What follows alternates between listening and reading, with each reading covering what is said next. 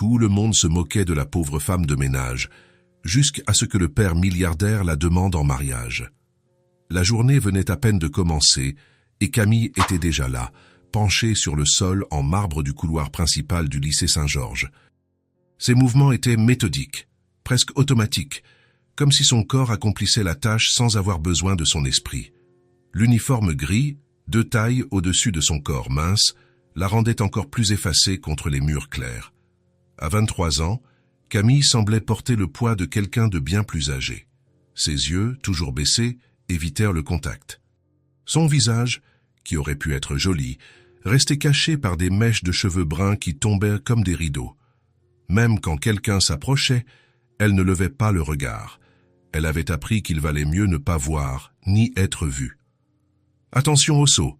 Une femme en talons hauts faillit trébucher sur le matériel de nettoyage et regarda Camille avec mépris. Ces femmes de ménage sont de plus en plus incompétentes. Ils devraient les recruter avec plus de critères.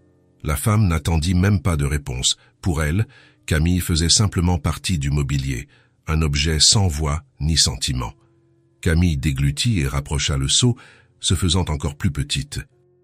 Au loin, dans le hall d'entrée, 3 mères discutaient avec animation, attendant l'heure de récupérer leurs enfants. Elles portaient des vêtements chers et arboraient des sacs de marque. « Vous avez vu la nouvelle femme de ménage ? On dirait un fantôme qui erre dans les couloirs », commenta la première, ajustant son écharpe en soie. « On dit qu'elle n'a ni famille, ni éducation. Elle ne sait probablement même pas lire correctement », répondit la deuxième, vérifiant ses ongles parfaitement manucurés. « Et cet uniforme, on dirait un sac à patates. » « Je pense que l'école devrait exiger une meilleure apparence. Après tout, nos enfants côtoient ces gens-là, » compléta la troisième, en manipulant son smartphone dernier cri. Les rires résonnèrent dans le hall. Camille, qui passait à proximité avec son chariot de nettoyage, entendit chaque mot. Son cœur se serra, mais son visage resta impassible. Elle était habituée. Ça a été comme si les mots cruels glissaient sur une armure invisible qu'elle avait construite au fil des ans. Dans la salle des professeurs, la conversation haine était pas très différente. « Avez-vous déjà essayé de parler à la nouvelle femme de ménage ? C'est comme parler à un mur, » dit la coordinatrice au directeur. « Elle fait son travail, c'est ce qui compte. »« Nous ne la payons pas pour son charisme, » répondit-il indifférent. Personne ne savait que Camille avait un nom autre que la femme de ménage. Personne ne savait qu'elle vivait dans une petite chambre louée à 3 rues de là. Personne n'imaginait que tous les soirs, elle pleurait en serrant l'unique photo qu'elle avait de ses parents, morts dans un accident quand elle n'avait que 12 ans. Après ce jour, sa vie devint un tourbillon de foyers d'accueil et de petits boulots. Sans famille pour l'accueillir, elle fut ballottée d'un endroit à l'autre jusqu'à ses 18 ans. Elle étudia peu, juste assez pour ne pas être complètement analphabète. Ses rêves furent enterrés un par un, jusqu'à ce qu'il ne reste que la survie. L'horloge marquait 15h30 quand le bruit des enfants inonda les couloirs. Était l'heure de la sortie de la maternelle. Camille se dépêcha de finir de nettoyer avant que l'avalanche de petits pieds sales ne passe par là. C'est alors qu'elle sentit quelque chose de différent, une petite traction sur son uniforme. « Salut, tu es triste ?» Camille se figea.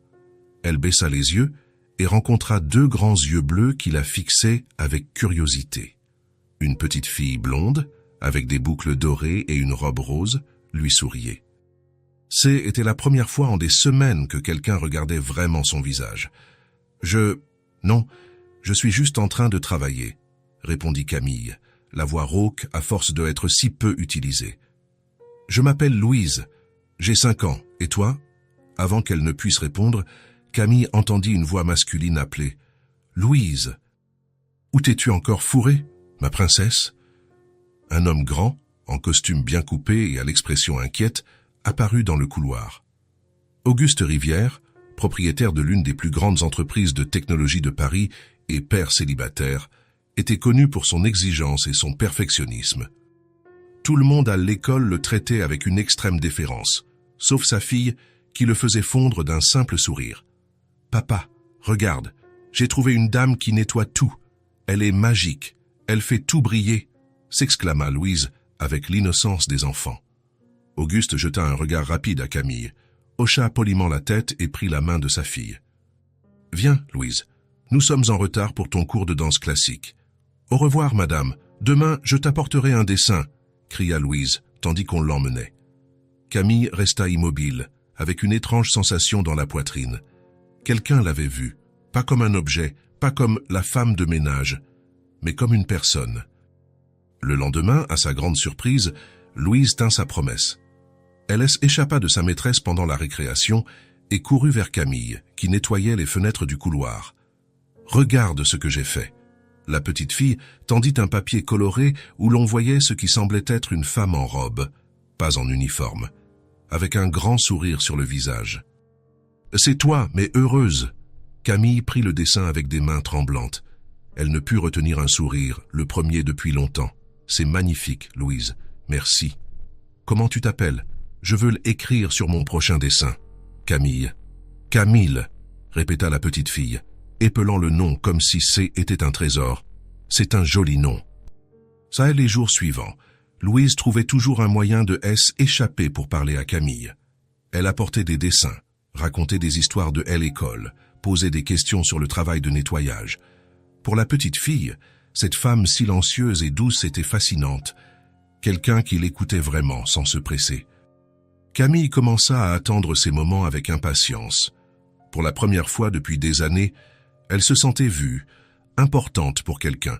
Elle se mit à arranger ses cheveux avant d'aller travailler et, de temps en temps, apportait un bonbon ou un chocolat caché pour Louise.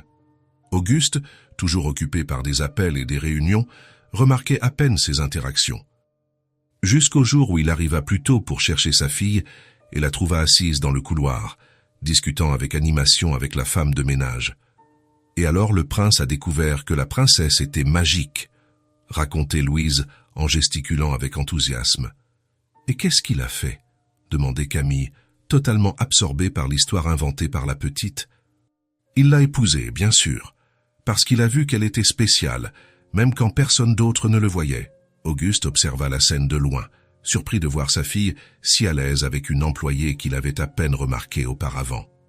Et encore plus surpris de remarquer le sourire délicat qui transformait le visage de la jeune femme, l'illuminant complètement. Pendant un instant, leurs regards se croisèrent. Camille reprit immédiatement son expression sérieuse et se leva, murmurant des excuses et retournant à son travail. Mais quelque chose avait changé. Pour la première fois, Auguste la vit vraiment, pas comme un meuble ou une fonction, mais comme une personne. Une jeune femme, avec des yeux qui semblaient garder des histoires tristes, mais que sa fille, d'une manière ou d'une autre, parvenait à faire sourire. Ce soir-là, en rentrant dans sa chambre solitaire, Camille sentit quelque chose de différent naître en elle. Une petite flamme d'espoir qui s'était éteinte depuis longtemps. Et tout cela à cause d'une petite fille blonde de 5 ans, qui voyait au-delà de l'uniforme gris et de la posture courbée. La femme invisible commençait, lentement, à apparaître. Le printemps arriva, amenant avec lui le jour de la traditionnelle fête annuelle du lycée Saint-Georges. L'événement réunissait parents, élèves et employés pour célébrer la fin du premier semestre. La cour principale était décorée de rubans colorés et de tables remplies de nourriture et de boissons. Une musique douce jouait en fond sonore, tandis que les familles les plus influentes de la ville circulaient. Camille travaillait depuis le matin. Ses mains lui faisaient déjà mal à force de nettoyer, d'organiser et de préparer l'espace. Contrairement aux autres employés, elle n'avait pas été libérée pour participer à la fête. Quelqu'un devait s'assurer que tout reste en ordre pendant les événements. « Vous serez responsable du nettoyage continu de la cour et des toilettes », l'instruisit la coordinatrice sans la regarder directement. « Et restez discrète, s'il vous plaît. » Camille se contenta d'acquiescer. C'était ainsi que ça fonctionnait, invisible pendant les événements, visible seulement quand quelque chose devait être nettoyé. Elle ajusta son uniforme gris, attacha ses cheveux en un chignon serré et commença sa routine, se déplaçant comme une ombre parmi les invités. Les heures passaient et l'événement battait son plein quand l'accident se produisit. L'un des enfants renversa du jus rouge sur le sol en marbre blanc, près de la table principale. Immédiatement, Camille se précipita avec son matériel de nettoyage, s'agenouillant pour enlever la tache avant qu'elle ne étende. « Regardez qui a décidé de se montrer à la fête », commenta à voix haute l'une des mères que Camille reconnaissait des matinées à elle, école. Notre Cendrillon sans prince. Des rires discrets résonnèrent dans le groupe voisin. Camille garda la tête baissée, se concentrant sur sa tâche. Ma chère, vous devriez apprendre à mieux vous fondre dans la masse, continua la femme en levant sa coupe de champagne. Cet uniforme est si déprimant, mais peut-être qu'il vous va bien. D'autres rirent. Camille sentit son visage brûler, mais continua de frotter la tâche avec encore plus de force. Quelqu'un a déjà pensé à son histoire ? Demanda une autre mère, feignant la gravité. Je parie qu'elle est tragique. Toutes ces femmes de ménage ont des histoires tragiques. Probablement abandonnée par sa famille, ou pire. La femme fit une pause dramatique. Ah, peut-être qu'elle ne sait même pas qui est le père de ses enfants. Mais elle a des enfants ? Questionna une troisième, surprise. Je spécule, ma chère. Ce genre de personne en a généralement une douzaine. Le rire collectif devint plus fort. Quelques personnes autour commencèrent à remarquer la situation, observant avec malaise ou curiosité morbide. Personne n'intervenait. Camille sentit des larmes lui brûler les yeux. Elle voulait disparaître, devenir vraiment invisible, pas seulement ignorée. Ses mains tremblaient alors qu'elle essayait de finir son travail et de s'enfuir. « Hé, vous n'allez pas vous défendre !» La première femme s'avança, se penchant. L'alcool la rendait plus audacieuse. « Ou vous ne savez pas parler ?» « Ils n'enseignent pas ça dans les cités ?» C'est alors qu'une voix d'enfant fendit l'air, surprenant tout le monde. « Arrêtez d'être méchante avec Camille !» Un silence soudain tomba sur le groupe.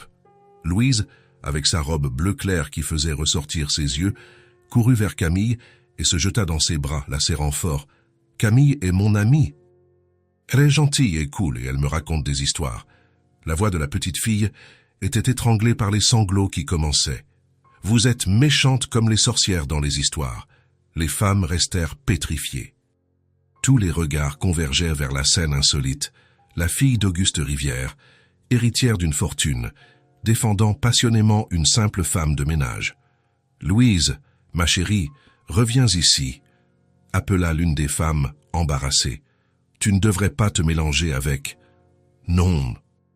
cria la petite fille, s'agrippant encore plus à Camille, qui était maintenant complètement immobile, ne sachant comment réagir.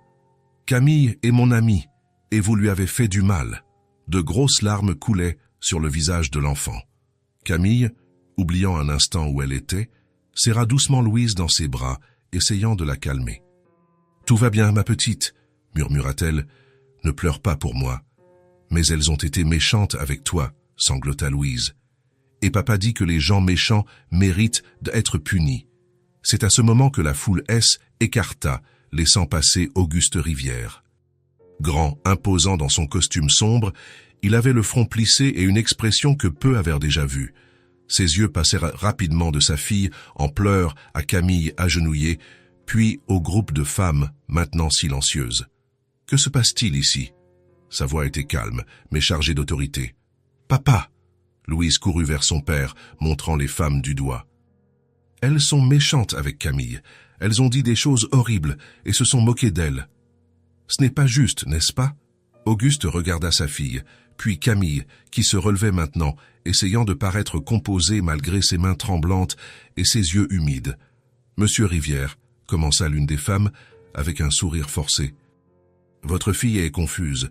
Nous étions juste en train de discuter et... J'ai tout entendu, Madame Dubois. » Son ton trancha l'explication comme une lame de rasoir. J'y étais assez proche pour entendre chaque mot. Un silence lourd tomba sur le groupe. Certains invités commencèrent à s'approcher, curieux de la tension croissante. « Louise », Auguste s'agenouilla à la hauteur de sa fille. « Pourquoi aimes-tu autant Camille ?» La question surprit tout le monde, en particulier Camille. « Parce qu'elle est gentille et elle m'écoute vraiment », répondit la petite fille sans hésiter. « Et elle nettoie tout pour que ce soit joli pour nous, mais personne ne la remercie. Et elle me sourit toujours, même quand elle est triste. » Auguste hocha la tête, comme si cette réponse enfantine contenait toute la sagesse du monde. Il se leva lentement et se tourna vers Camille, qui semblait vouloir disparaître. « Quel est votre nom complet ?» demanda-t-il. « Camille Torres, monsieur, » répondit-elle, presque dans un murmure. « Camille Torres, » répéta-t-il, comme pour tester le son de ses mots. Puis, à l'étonnement de tous, il fit 2 pas dans sa direction. « Avez-vous de la famille, Camille ?» Elle déglutit. « Non, monsieur, mes parents sont morts quand j'y étais enfant. » Quelque chose dans le regard d'Auguste changea, une ombre de reconnaissance, peut-être de compréhension. « Et vous êtes heureuse de travailler ici, en étant traitée de cette manière ?» Camille ne put répondre. Que pouvait-elle dire? Qu'elle supportait des humiliations quotidiennes parce qu'elle avait besoin de l'argent? Qu'elle rêvait d'une vie différente chaque nuit avant de s'endormir? Son silence fut une réponse suffisante. Ce qui se passa ensuite entrerait dans l'histoire du lycée Saint-Georges, racontée et re-racontée pendant des années. Auguste Rivière, homme connu pour sa rationalité et sa froideur en affaires, fit quelque chose de complètement inattendu. « Camille Torres, dit-il, d'une voix forte et claire pour que tout le monde puisse entendre, « accepteriez-vous de m'épouser ?» Le temps sembla se figer. Le brouhaha des conversations cessa complètement. Des coupes de champagne restèrent suspendues en l'air, à mi-chemin des bouches ouvertes de stupeur. Camille crut avoir mal entendu. « Comment? Quoi ?» balbutia-t-elle, sentant ses jambes flageoler. « Je vous demande en mariage, » répéta-t-il, plus doucement maintenant.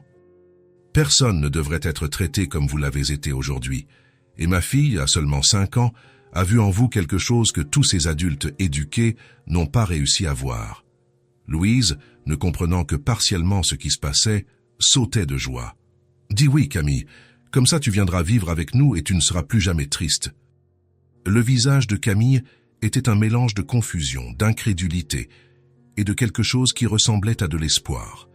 Les femmes qui l'avaient humilié quelques instants auparavant semblaient maintenant avoir vu un fantôme. « Monsieur Rivière », intervint le directeur de l'école, s'approchant nerveusement. « Ce n'est peut-être pas l'endroit le plus approprié pour... » « Au contraire, » coupa Auguste, sans quitter Camille des yeux. « C'est exactement le bon endroit, où tout le monde peut être témoin. » Il lui tendit la main, une main sans alliance, mais qui portait le poids d'une décision qui allait changer 2 vies pour toujours. « Vous n'avez pas besoin de répondre maintenant, » dit-il, « mais l'invitation est lancée. » Camille regarda la main tendue, Louise qui souriait avec espoir, les visages choqués autour d'elle. C'était comme un rêve étrange et confus, un moment de décision qu'elle n'aurait jamais imaginé affronter, surtout pas là, pas comme ça. Avec un courage qu'elle ne se connaissait pas, elle tendit sa main tremblante et toucha la sienne. « Oui, » répondit-elle, la voix presque inaudible. La salle explosa en murmures, tandis qu'Auguste souriait pour la première fois de la soirée. Louise courut pour les serrer tous les deux dans ses bras. Personne ne remarqua quand Madame Dubois laissa tomber sa coupe de champagne, qui se brisa sur le sol. Ironiquement, ce serait Camille qui nettoierait ce gâchis, mais pas aujourd'hui. Plus jamais en tant que femme invisible. Le lendemain de la fête, le ciel était nuageux, comme s'il reflétait la confusion dans l'esprit de Camille.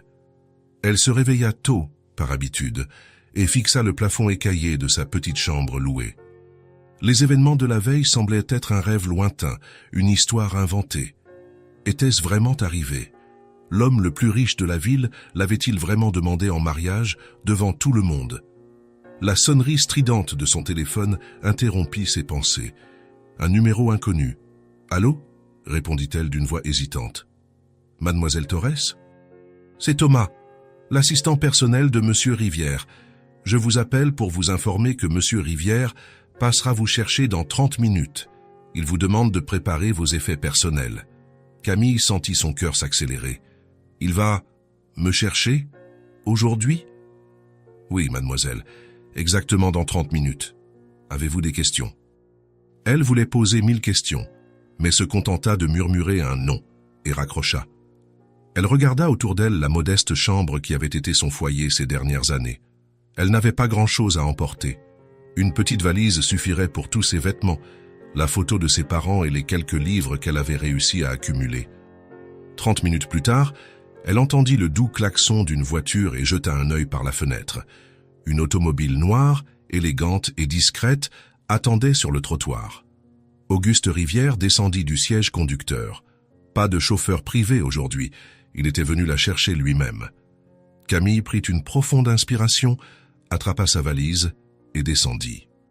En la voyant, Auguste se dirigea vers elle. « Bonjour, Camille ?»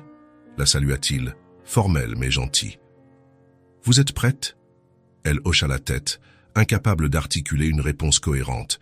Il prit sa valise naturellement, comme si c'était quelque chose qu'il faisait tous les jours, et lui ouvrit la portière de la voiture. « Et l'école ?» Réussit enfin à demander Camille une fois dans la voiture. « J'ai déjà tout réglé, » répondit-il en démarrant. « Vous n'y retournerez pas, ni en tant qu'employé, ni de quelque autre manière que ce soit. » Son ton ne laissait aucune place à la contestation. Auguste conduisait avec aisance dans les rues de la ville, tandis que Camille observait par la fenêtre les quartiers changer progressivement, de simples à élégants, d'immeubles anciens à des maisons imposantes. « Louise est très excitée, » commenta-t-il, rompant le silence après quelques minutes. « Elle a passé toute la matinée à aider la gouvernante à préparer votre chambre. » Camille sentit une vague de tendresse en pensant à la petite fille. Elle est spéciale. Oui, elle l'est. Pour la première fois, l'expression sérieuse d'Auguste s'adoucit, et il semble qu'elle voit en vous quelque chose que j'ai mis du temps à remarquer. Camille ne sut que répondre. Tout se passait trop vite. Hier, elle était une femme de ménage invisible. Aujourd'hui, elle était dans la voiture d'Auguste Rivière, en route vers sa demeure, supposément en tant que sa future épouse. « Je sais que tout cela est inhabituel, » continua-t-il, comme s'il lisait dans ses pensées. « Mais je veux que vous sachiez que vous n'avez pas à avoir peur. Je ne ferai rien que vous ne vouliez pas. »« Ça et pourquoi avez-vous fait ça ?»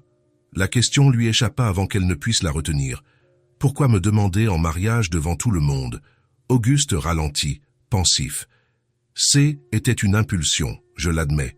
Voir ces gens vous traiter de cette façon, voir ma fille vous défendre avec tant d'amour. Quelque chose s'est réveillé en moi. » Il fit une pause. « Mais je ne le regrette pas. Je pense que, parfois, les impulsions révèlent nos désirs les plus vrais. » La voiture tourna dans une rue bordée d'arbres et franchit bientôt un portail imposant. La propriété d'Auguste était encore plus impressionnante que Camille ne l'avait imaginé. Des jardins parfaitement entretenus entouraient une maison qui ressemblait plus à un petit palais, avec des lignes modernes et élégantes. « Nous sommes arrivés », annonça-t-il, se garant devant l'entrée principale. Avant même qu'il ne descende de la voiture, la porte de la maison s'ouvrit et Louise sortit en courant, ses boucles dorées flottant au vent. « Camille !» cria la petite fille, sautant de joie. « Tu es vraiment venue. Tu vas vivre avec nous. » Camille eut à peine le temps de sortir de la voiture avant que Louise ne se jette dans ses bras. Elle, étreinte serrée de l'enfant, fit fondre un peu de la glace d'anxiété qui lui serrait la poitrine. « Viens, viens voir ta chambre. J'ai aidé à la ranger. J'ai mis des fleurs et tout. » Louise lui tirait la main avec urgence. Auguste observait la scène avec un sourire discret. « Allez avec elle. Nous parlerons plus tard. » Camille se laissa guider par la fillette enthousiaste. En entrant dans la demeure, elle ne put retenir un soupir. Le hall d'entrée, avec son sol en marbre et son escalier en colimaçon, était plus grand que tout son appartement. Des œuvres d'art originales décoraient les murs, et un lustre en cristal pendait du haut plafond. « C'est très beau, » murmura-t-elle, se sentant petite et déplacée. « Tu n'as encore rien vu » s'exclama Louise, l'attirant vers l'escalier. « Ta chambre est la plus belle après la mienne. » Elles montèrent au 2e étage, traversant un large couloir avec plusieurs portes. Louise s'arrêta devant l'une d'elles et l'ouvrit avec une fioriture dramatique. Tada! La chambre de la princesse Camille. La pièce était spacieuse et aérée, avec de grandes fenêtres donnant sur le jardin. Un lit king-size dominait l'espace, recouvert d'un couvre-lit bleu clair. Il y avait un petit canapé, un bureau élégant et une porte qui menait vraisemblablement à la salle de bain privée. Dans un vase sur la table de chevet, des fleurs fraîches complétaient l'ambiance. « Tu aimes ?» demanda Louise, la regardant avec attente. Camille sentit les larmes monter. C'était la plus belle chambre qu'elle ait jamais vue, et certainement la plus belle dans laquelle elle ait jamais été. « C'est parfait, Louise, » répondit-elle d'une voix étranglée. « Merci. » La petite fille sourit, radieuse. « Je savais que tu aimerais. Et regarde, tu as une salle de bain rien que à toi et un dressing géant, mais il n'y a pas encore de vêtements. Papa a dit qu'il t'emmènerait en acheter. » Camille s'assit sur le bord du lit, essayant d'assimiler tout cela. Louise grimpa à côté d'elle, balançant ses petites jambes dans le vide. « Tu es contente de vivre avec nous maintenant ?» La question était simple, mais chargée de sens. Camille regarda cet enfant qui, d'une manière inexplicable, était devenu son ange gardien. « Oui, je le suis, » répondit-elle sincèrement. « Surtout d'être près de toi. » Louise la serra de nouveau dans ses bras, et elles restèrent ainsi un moment, l'ancienne femme de ménage et la petite fille riche, unies par un lien qui transcendait les classes sociales et les attentes. « Pourquoi ne te reposes-tu pas un peu ?» suggéra une voix depuis la porte. C était Auguste. « Le déjeuner sera servi dans 1 heure. Louise, laisse Camille s'installer. Mais papa, je veux lui montrer le reste de la maison. Tu auras le temps pour ça plus tard, répondit-il fermement, mais sans sévérité. Maintenant, va aider Hélène à mettre la table. Louise fit la moue, mais obéit. En passant devant son père, elle se mit sur la pointe des pieds pour lui murmurer quelque chose à l'oreille qui le fit sourire. « Je serai dans mon bureau si tu as besoin de quelque chose, » dit-il à Camille avant de partir. « Fais comme chez toi. » Seule dans la chambre, Camille laissa enfin les larmes couler. Ces étaient des larmes de soulagement, de confusion, d'espoir. Elle ouvrit sa petite valise et sortit la photo de ses parents, la posant sur la table de chevet. « Regardez où je suis maintenant, » murmura-t-elle à l'image. « Y croiriez-vous » Après un long bain dans ce qui semblait être la salle de bain la plus luxueuse du monde, Camille contempla ses vêtements simples sur le lit. Elle choisit ce qu'elle avait de mieux, un jean sans trous et un chemisier bleu clair, le plus neuf de sa garde-robe. Elle laissa ses cheveux détachés, ce qu'elle faisait rarement. Quand elle descendit pour le déjeuner, suivant le son des voix, elle trouva Auguste et Louise dans la salle à manger. La table était mise pour 3, avec de la porcelaine fine et des couverts en argent. Auguste leva les yeux en remarquant sa présence et, pendant 1 seconde, parut surpris. C était la première fois qu'il la voyait sans l'uniforme gris, les cheveux détachés encadrant son visage. Il y avait quelque chose de différent en elle, une délicatesse que l'uniforme cachait, une beauté simple qui commençait à s'épanouir. « Vous semblez différente », commenta-t-il en se levant par politesse. « Camille est magnifique », s'exclama Louise en courant pour serrer ses jambes. « Comme une vraie princesse. » Le déjeuner se déroula avec Louise dominant la conversation, racontant des histoires de école et posant 1000 questions à Camille. Auguste observait l'interaction entre les deux, notant comment Camille répondait avec patience et affection à chaque question, aussi répétitive ou absurde soit-elle. Après le déjeuner, « Tu joueras avec moi ?» demanda Louise, ses yeux bleus brillants d'attente. « Si ton père le permet, » répondit Camille en regardant Auguste d'un air incertain. « Bien sûr, » répondit-il. « C'est votre maison maintenant, Camille. Vous n'avez pas besoin de demander la permission pour ce genre de choses. Sa maison. » Les mots sonnaient étrangement. Aussi beau que soit l'endroit, il ne semblait pas encore réel. On aurait dit qu'à tout moment, quelqu'un crierait « Coupez !» et qu'elle retournerait nettoyer le sol de école. L'après-midi fut consacré à Louise. Camille découvrit que la petite fille avait une chambre pleine de jouets, beaucoup encore dans leur emballage. Elles jouèrent à la poupée, dessinèrent ensemble, et Camille improvisa même une histoire sur une princesse courageuse qui sauvait tout un royaume. « Tu racontes mieux les histoires que papa », murmura Louise, tout en coloriant un livre de dessin. Il oublie toujours les parties du milieu. Camille sourit. Ton père doit être très occupé. Car il travaille beaucoup, confirma la petite fille, concentrée sur son dessin. Mais c'est le meilleur papa du monde. Sauf que parfois, il est triste. Triste? Pourquoi? Louise haussa les épaules, avec la sagesse simple des enfants. Depuis que maman est partie au ciel. Mais maintenant que tu es là, il ne sera plus triste. Camille déglutit. Elle ne savait presque rien de la vie personnelle d'Auguste, seulement des rumeurs selon lesquelles il était veuf. Elle sentit un poids encore plus lourd sur ses épaules, l'attente innocente d'un enfant qu'elle puisse guérir la tristesse d'un homme qu'elle connaissait à peine. Le crépuscule arriva trop vite. Camille aida Louise à prendre son bain et lui mit un pyjama rose avec des licornes. La petite fille insista pour qu'elle la mette au lit. « Raconte-moi encore une histoire, s'il te plaît », demanda Louise, déjà couchée dans son lit décoré comme un château de princesse. Camille s'assit sur le bord du lit et commença à inventer une histoire sur une étoile qui voulait découvrir le monde. Peu à peu, sa voix devint plus assurée, les mots coulant naturellement, alors qu'elle créait un monde magique où les étoiles descendaient sur Terre pour jouer avec des enfants spéciaux. « Comme toi », conclut-elle en déposant un doux baiser sur le front de Louise, qui luttait déjà contre le sommeil. « Camille » murmura la petite fille, presque endormie. « Oui, tu vas être ma nouvelle maman. » La question prit Camille par surprise. « Je ne sais pas, ma chérie. C'est compliqué. J'aimerais bien, » murmura Louise, les yeux déjà fermés. « Ce serait chouette d'avoir une maman à nouveau. » Camille resta assise là, observant la respiration de la petite fille devenir plus profonde jusqu'à ce qu'elle soit complètement endormie. Elle caressa les boucles dorées éparpillées sur l'oreiller, ressentant une vague de protection qu'elle n'avait jamais connue auparavant. C'est alors qu'elle se rendit compte qu'on l'observait. Auguste se tenait à la porte, appuyé contre le cadre, regardant la scène avec une expression qu'elle ne put déchiffrer. « Depuis combien de temps es-tu là » demanda-t-elle à voix basse, se levant avec précaution pour ne pas réveiller Louise. « Assez longtemps, » répondit-il également à voix basse. « Tu as le don avec elle. » Camille jeta un dernier regard à la fillette endormie avant de quitter la chambre. Auguste ferma doucement la porte.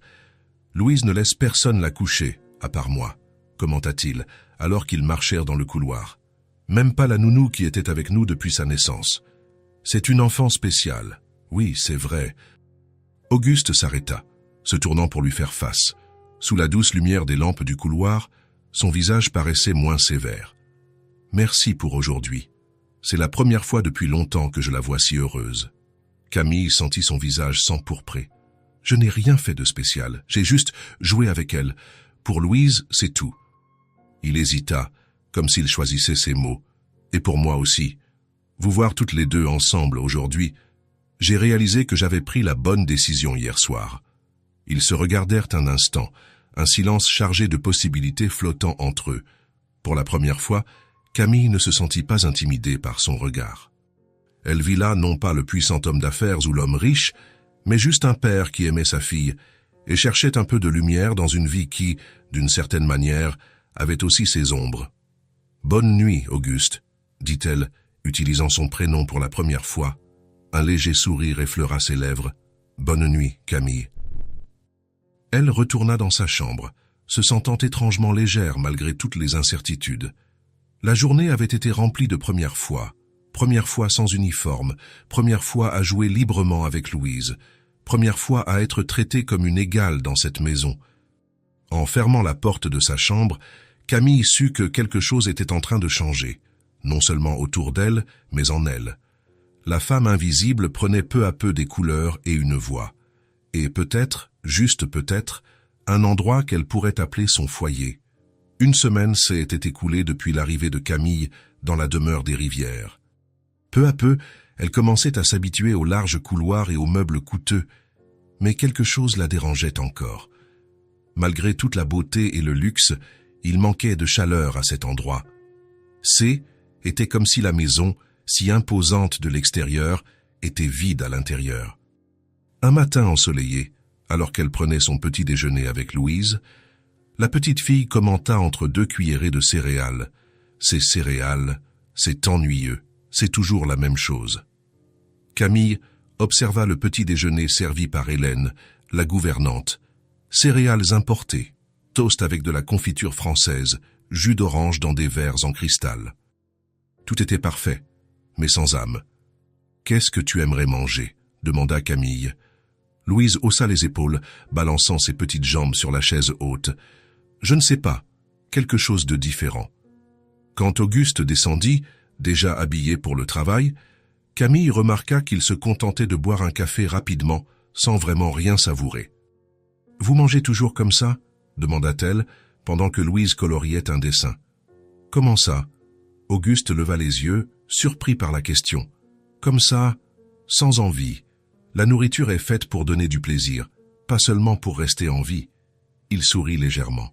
« Je crois que j'ai perdu ce plaisir il y a bien longtemps. » Après le départ d'Auguste pour le travail et de Louise pour aller à l'école avec le chauffeur, Camille se retrouva seule dans la demeure. Elle se dirigea vers la cuisine, un espace impressionnant avec des équipements professionnels qui semblait n'avoir jamais été utilisée. Hélène, qui organisait le garde-manger, la regarda avec curiosité. « Vous avez besoin de quelque chose, mademoiselle ?»« En fait, oui, » répondit Camille. « Je veux préparer le dîner ce soir. » La gouvernante parut confuse. « Mais la chef viendra à 17h, comme toujours. Le menu est déjà prévu. Saumon aux fines herbes et risotto aux asperges. »« Ce soir, ce sera différent, » affirma Camille avec une assurance qu'elle ne se connaissait pas. « Pouvez-vous m'aider à trouver quelques ingrédients ?» L'après-midi passa. Camille planifiant et préparant ce qui serait le premier dîner véritablement fait maison dans cette cuisine depuis des années. Ses mains travaillaient avec soin et précision, se souvenant des recettes que sa mère lui avait apprises quand elle était enfant. L'arôme commença à se répandre dans la maison, une odeur réconfortante qui semblait réveiller les pièces de leur sommeil. Les employés passaient devant la cuisine, attirés par le parfum, jetant des regards curieux. À 18h, quand elle entendit la voiture d'Auguste arriver, Camille sentit un nœud dans son estomac. Et s'il n'aimait pas la surprise, s'il pensait qu'elle dépassait les limites? « Papa !» Louise, qui était rentrée de l'école peu de temps auparavant, courut vers la porte. Camille a fait une énorme surprise. Auguste entra, encore distrait par son téléphone, mais s'arrêta en sentant l'arôme qui emplissait la maison. « Qu'est-ce que c'est ?» demanda-t-il, regardant autour de lui comme s'il ne reconnaissait pas sa propre maison. « Le dîner », répondit Camille, apparaissant à la porte de la salle à manger. « C'est prêt, si vous voulez goûter. » Louise tira son père par la main. « Viens, papa, ça sent si bon que mon ventre gargouille. » La table était dressée simplement, mais de manière accueillante. Pas de porcelaine chère, ni d'arrangements élaborés, juste des assiettes colorées, des couverts ordinaires et un vase avec des fleurs du jardin. Au centre, un plat avec un simple ragoût de bœuf avec des pommes de terre et des carottes, une baguette fraîche et un grand bol de salade verte. C'est... Auguste semblait chercher ses mots, de la vraie nourriture, compléta Camille, un peu nerveuse. Pas de noms compliqués ou de présentations artistiques, juste de la nourriture qui nourrit l'âme. Louise était déjà montée sur sa chaise, impatiente. « Je peux manger maintenant, s'il te plaît, s'il te plaît. » Camille servit une petite portion de chaque plat dans l'assiette de la fillette, tandis qu'Auguste observait, encore surpris par la transformation de sa routine. Avec hésitation, il s'assit à table. Le premier sourire de Louise en goûtant le ragoût valait tous les efforts. Ses petits yeux bleus écarquillèrent de plaisir. « C'est trop bon !» s'exclama-t-elle, prenant une autre généreuse cuillerée. « Papa, goûte, c'est meilleur que tout !» Auguste, encore méfiant, essaya. La saveur familière et réconfortante le frappa comme une vague de souvenirs. Il se souvint de sa propre enfance, quand la maison de ses parents était pleine d'arômes et de rires, avant l'empire financier, avant les responsabilités, avant la solitude. « C'est délicieux », dit-il, et il y avait de la sincérité dans sa voix. Pour la première fois depuis l'arrivée de Camille, ils dînèrent tous les trois comme une vraie famille. Il n'y avait pas de silence gênant ni de formalité, juste le son des couverts, les demandes de passer les plats et les commentaires enthousiastes de Louise. « C'est le meilleur plat du monde, papa », déclara la fillette, alors qu'elle en était à sa deuxième assiette.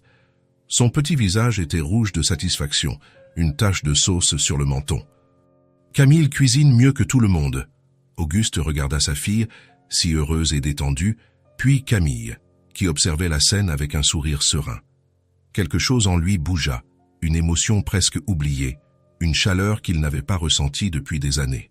« Merci », dit-il simplement, mais ses yeux en disaient bien plus.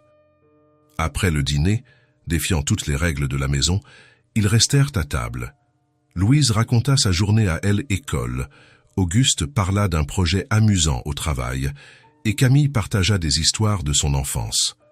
Le rire de Louise résonnait contre les murs, qui semblaient absorber le son comme une éponge assoiffée.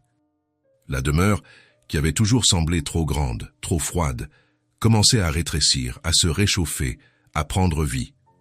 Quand vint l'heure de coucher Louise, la fillette insista pour que tous les deux l'emmènent au lit. Dans sa chambre, Camille raconta une histoire pendant qu'Auguste observait, assis sur le bord du lit.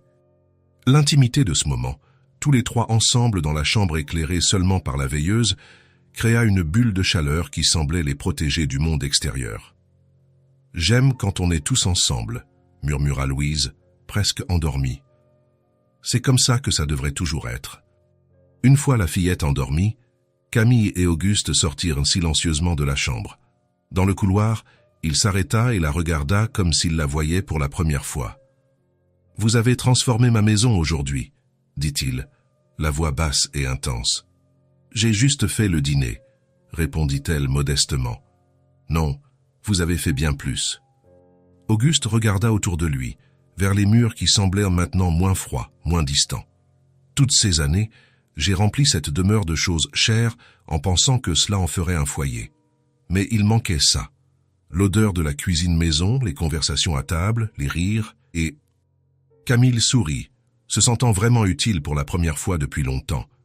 Parfois, les choses les plus simples sont celles qui comptent le plus. « Oui », acquiesça-t-il, et il y avait une nouvelle lueur dans ses yeux. Et parfois, nous avons besoin de quelqu'un pour nous le rappeler. Cette nuit-là, tandis que la demeure se taisait, quelque chose avait fondamentalement changé. Les meubles étaient toujours les mêmes, les œuvres d'art pendaient encore au mur, le luxe demeurait dans chaque détail. Mais maintenant, il y avait de la chaleur qui circulait dans les couloirs, de nouveaux souvenirs qui s'imprégnaient dans les murs, des promesses de plus de dîners, plus d'histoires, plus de rires. La maison des Rivières commençait enfin à se transformer en un foyer. La nuit tombait sur la demeure des Rivières. Louise dormait depuis près d'une heure, et un silence confortable s'était installé dans la maison. Sur la terrasse du 2e étage, Camille observait les étoiles, absorbée dans ses pensées. Elle ne remarqua même pas quand Auguste s'approcha, 2 verres de vin à la main. « Puis-je vous tenir compagnie ?» demanda-t-il en lui tendant l'un des verres. Camille sourit en acceptant le vin. Bien sûr. Auguste s'assit sur la chaise à côté d'elle, contemplant le jardin illuminé par de petites lumières stratégiquement placées. « C'est une belle nuit », commenta-t-il. « Oui, d'où je vivais, on voyait à peine les étoiles, trop de lumière de la ville, de hauts immeubles. » Camille but une gorgée de vin. « Yacine, on dirait que le ciel est plus grand. » Pendant quelques minutes, ils restèrent en silence. Ce « N » n'était pas un silence gênant, mais tranquille, comme si les mots étaient inutiles à ce moment-là. « Cela fait 2 semaines, » dit finalement Auguste, « que vous êtes ici. On dirait plus longtemps, » avoua-t-elle, dans le bon sens du terme. « Louise est plus heureuse que je ne l'ai jamais vue, » continua-t-il, « et j'avoue que la maison semble différente depuis que vous êtes arrivée. Plus vivante. » Camille sentit son visage s'empourprer. « Je n'ai pas fait grand-chose. »« Vous avez fait plus que vous ne l'imaginez. » Auguste fit tourner le verre entre ses doigts, pensif. « Vous savez, je me rends compte que je sais très peu de choses sur vous. Je veux dire, au-delà de ce que j'ai vu à l'école. » Camille baissa les yeux. C était vrai. En 2 semaines de cohabitation, ils avaient parlé de Louise, de la maison, du quotidien, mais presque rien du passé, surtout du sien. « Il n'y a pas grand-chose à savoir, » murmura-t-elle. « J'en doute. » Sa voix était douce, sans pression, mais je comprends si vous ne voulez pas en parler. Le silence revint, mais cette fois chargé de possibilités. Camille prit une autre gorgée de vin, sentant le liquide chaud descendre dans sa gorge, lui donnant un courage dont elle ne savait pas avoir besoin. « Mes parents sont morts quand j'avais 12 ans, » dit-elle brusquement. C était un accident de voiture. Il revenait du travail, il pleuvait. Un camion a dévié de sa voie. Auguste ne dit rien, hochant simplement la tête, respectant le moment. Je n'avais pas d'autres parents proches. Un oncle éloigné m'a accueilli pendant un certain temps, mais... Elle fit une pause, respirant profondément. Il buvait beaucoup. Ce n'était pas un bon endroit pour un enfant. Je suis désolé, dit Auguste à voix basse. J'ai fugué à 14 ans. J'ai commencé à travailler comme aide dans un snack. Je dormais dans une petite pièce à l'arrière, en échange d'heures supplémentaires. Camille regarda de nouveau le ciel, comme si elle cherchait de la force dans les étoiles. Ensuite, j'ai été serveuse, aide cuisinière, babysitter, tout ce qui se présentait. Auguste observait son profil délicat contre la douce lumière de la terrasse. Pour la première fois, il voyait au-delà de la femme timide en uniforme gris. Il voyait une survivante. « Et l'école » demanda-t-il. Camille eut un sourire triste. C était le plus grand prix à payer. J'ai toujours voulu étudier. Ma mère était institutrice, vous savez. Elle disait toujours que l'éducation était la seule chose que personne ne pourrait m'enlever. Sa voix se brisa un peu. Mais la vie avait d'autres plans. Je devais travailler pour manger, pour avoir un toit. L'école est passée au second plan. Vous n'avez jamais repris les études. J'ai essayé plusieurs fois. Des cours du soir, des leçons le week-end. Mais je finissais toujours par manquer à cause des horaires de travail ou parce que j'y étais trop fatigué. Elle regarda ses mains, ses longs doigts fins qui portaient les marques invisibles d'années de dur labeur. Après un certain temps, on commence à croire que certaines portes ne sont pas faites pour s'ouvrir à des gens comme moi. Auguste sentit un nœud dans sa gorge. Lui, qui était né avec une cuillère en argent dans la bouche, qui avait eu accès aux meilleures écoles, qui n'avait jamais eu à se soucier des choses de base, se sentait petit face à la force de cette femme. Comment avez-vous obtenu le poste à l'école? Grâce à la recommandation d'une ancienne patronne, je m'occupais de son fils. Camille haussa les épaules. Ce N n'était pas le travail de mes rêves, mais ça payait les factures. Et, d'une certaine manière, ça me gardait proche d'un environnement éducatif, même si je ne faisais que nettoyer le sol. Une larme solitaire coula sur sa joue, presque imperceptible dans la pénombre. Camille l'essuya rapidement. « Désolé, je ne parle pas souvent de ça. »« Ne vous excusez pas, » dit Auguste, sa voix plus douce que Camille ne l'avait jamais entendue. « Vous êtes incroyable, vous savez. » Elle le regarda, surprise. « Incroyable? Moi? »« Oui, vous. » Il posa son verre sur la table et se pencha un peu, la regardant dans les yeux. Beaucoup de gens auraient abandonné, se seraient laissés aigrir ou auraient choisi des chemins plus faciles et plus dangereux. Mais vous avez persisté, vous avez gardé votre dignité, votre cœur ouvert. Je n'avais pas le choix. On a toujours le choix, Camille. Et le vôtre a été d'être forte, plus forte que beaucoup de gens que je connais, avec tous les privilèges du monde. La sincérité de ses paroles la toucha profondément. Ce haine n'était pas de la pitié qu'elle voyait dans les yeux d'Auguste, mais une admiration sincère. « Vous savez ce qui me fait le plus mal, confessa-t-elle, c'est que je porte toujours ce rêve en moi. D'apprendre, d'étudier, de prendre un livre et de tout comprendre, pas seulement les mots simples, de pouvoir un jour enseigner quelque chose à quelqu'un. Il n'est jamais trop tard pour ça, dit-il, avec conviction. Camille sourit, mais C était un sourire sceptique. À 23 ans, sans même avoir terminé le collège? Le monde n'attend pas les gens comme moi, Auguste. Ça, le monde non, mais moi si. La fermeté de sa voix la surprit. Auguste prit sa main entre les siennes, un geste simple qui portait une promesse silencieuse.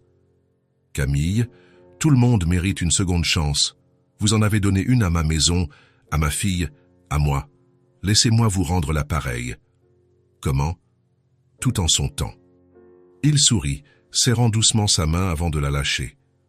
Promettez-moi juste une chose. N'abandonnez pas ce rêve. Jamais. À cet instant, quelque chose changea entre eux. Ce haine était plus seulement de la gratitude ou de la convenance qui les unissait, mais une compréhension plus profonde. Auguste vit au-delà de la façade fragile de Camille et trouva une femme d'une force extraordinaire. Et Camille, pour la première fois, se permit d'être complètement vue. Ils se remirent à regarder les étoiles, chacun perdu dans ses propres pensées.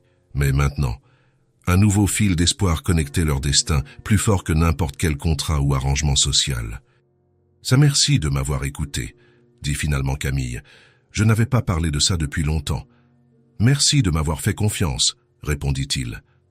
Et là, sous le ciel étoilé, quelque chose commençait à fleurir. Non seulement le respect mutuel, mais la graine d'un sentiment plus profond qu'aucun des deux n'osait encore nommer. Le lendemain matin, après leur conversation sur la terrasse, Camille se réveilla avec une sensation étrange. Était comme si elle avait enlevé un poids de ses épaules après avoir partagé son passé avec Auguste. Pendant des années, elle avait porté ses peines seule, les cachant au monde. Maintenant, quelqu'un connaissait son histoire, sa lutte, ses rêves abandonnés. Pendant le petit déjeuner, Auguste semblait différent, plus pensif, presque distrait, tandis que Louise bavardait sur un projet de l'école. Camille l'observait discrètement, se demandant s'il regrettait la conversation intime qu'ils avaient eue. « Camille, pouvez-vous me retrouver dans mon bureau après avoir déposé Louise à l'école ?» demanda-t-il, la regardant enfin dans les yeux. Bien sûr, répondit-elle, essayant de contrôler la nervosité qui surgit immédiatement. Sur le chemin de l'école, Louise lui tenait fermement la main, sautillant à ses côtés. Le chauffeur les conduirait, mais Camille tenait à accompagner la petite fille jusqu'à la porte de la classe. « Camille, pourquoi es-tu si silencieuse aujourd'hui ?» demanda Louise, ses yeux bleus remplis d'une inquiétude enfantine. « Je suis juste pensive, ma chérie. »« Tu penses à quoi ?» Camille sourit. « À la vitesse à laquelle la vie peut changer. » Après avoir laissé Louise, Camille retourna à la demeure, le cœur battant la chamade. Que voulait Auguste? Était-ce lié à la conversation de la veille? Son bureau était un espace imposant. Des étagères de livres du sol au plafond, un bureau en bois sombre et poli, de larges fenêtres donnant sur le jardin. Auguste se tenait debout, regardant par la fenêtre quand elle frappa à la porte. « Entrez », dit-il en se retournant. « Asseyez-vous, s'il vous plaît. » Camille obéit, s'asseyant sur la chaise en face du bureau. Ses mains étaient agitées sur ses genoux. « J'ai beaucoup pensé à notre conversation d'hier », commença Auguste en s'asseyant également. « À vous, votre histoire, vos rêves interrompus. » Elle hocha simplement la tête, ne sachant que dire. « Je me suis demandé ce que je pouvais faire pour vous, Camille. Non pas comme une obligation ou une faveur, mais parce que je veux vraiment vous voir réaliser vos rêves. Vous avez déjà fait beaucoup en m'amenant ici, » répondit-elle en baissant les yeux, en me donnant un foyer, en me traitant avec respect. C'est le minimum que toute personne mérite. Auguste se pencha en avant, appuyant ses coudes sur le bureau. Je parle de quelque chose de plus, quelque chose que personne ne pourra vous enlever, comme le disait votre mère. Le cœur de Camille s'accéléra. Il se souvenait de ce détail. L'éducation, continua-t-il. Je veux que vous étudiez, Camille, que vous repreniez là où vous vous êtes arrêté et que vous alliez plus loin, aussi loin que vous le voudrez. Elle cligna des yeux plusieurs fois, essayant de comprendre. Étudier, mais comment? J'ai à peine fini l'école primaire. C'est précisément pour ça. Auguste ouvrit un dossier qui était sur la table. J'ai engagé les meilleurs professeurs particuliers de la ville. Ils viendront ici, adapteront le rythme à vos besoins, et vous pourrez étudier à la maison tout en vous occupant de Louise. Camille regarda les papiers qu'il poussait dans sa direction, des CV de professeurs renommés, un programme d'études, des supports recommandés. Tout était soigneusement planifié. Auguste, je ne sais pas quoi dire. Sa voix se brisa. Ça doit coûter une fortune. L'argent n'est pas un problème. L'important, c'est que vous ayez la chance que vous méritez. Il la regarda avec intensité. Vous allez étudier et devenir ce que vous voulez. Je crois en vous. Les mots frappèrent Camille comme une vague. Je crois en vous. Quand était-ce la dernière fois que quelqu'un lui avait dit ça? Peut-être jamais, depuis la mort de ses parents. Des larmes commencèrent à se former dans ses yeux. « Pourquoi faites-vous ça pour moi ?»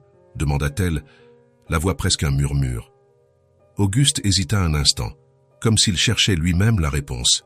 « Parce que tout le monde mérite une seconde chance, parce que Louise vous adore, parce que... » Il fit une pause. « Parce que vous avez apporté quelque chose à cette maison que tout l'argent du monde ne pourrait acheter, et je veux vous le rendre. » Camille ne put plus retenir ses larmes. Elles coulaient librement sur son visage, tandis qu'elle essayait d'absorber ce qui se passait. Une opportunité qu'elle n'aurait jamais cru possible lui était offerte. « Merci », réussit-elle à dire entre deux sanglots. « Je ne sais pas comment vous remercier.